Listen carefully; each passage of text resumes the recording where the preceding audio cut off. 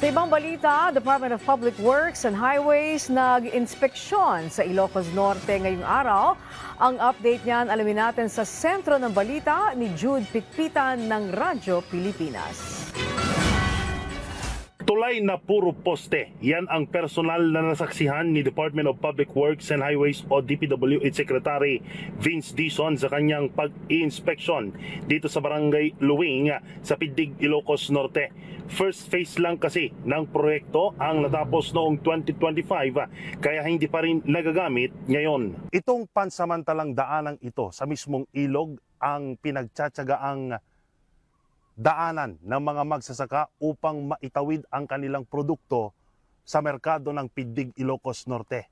Kaya naman, malaking tulong kung makukumpleto itong tulay para sa mas mabilis at ligtas na biyahe, lalo na kung tag-ulan o bumabagyo. Imbes na mapabilis at mapagaan ang buhay at trabaho ng mga residente at mga magsasaka rito, pahirap pa sa kanila.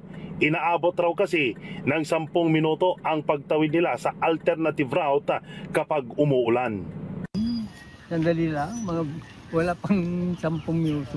Kung dito, malapit lang. Kahit na maglakad lang kami, okay na, wala sa sasakyan. Kaya panawagan ng Barangay Luwing sa national government.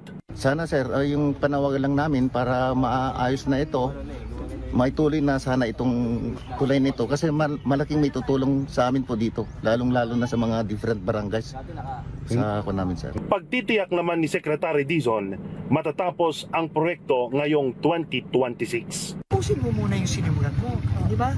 So ngayon, yun na yung bigin ng Pangulo, kailangan gano'n na. So nag-commit na ako kay DE, kay RD, na this year matatapos na yung Loing, itong Kabarwan, tsaka yung Estancia. Tapos na yan.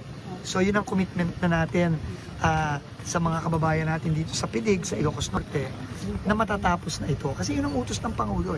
Ang patuloy na pag-iinspeksyon ng DPWH sa mga proyektong pang-infrastruktura ng pamahalaan ay pagtalima ng kagawaran sa utos ni Pangulong Ferdinand Marcos Jr.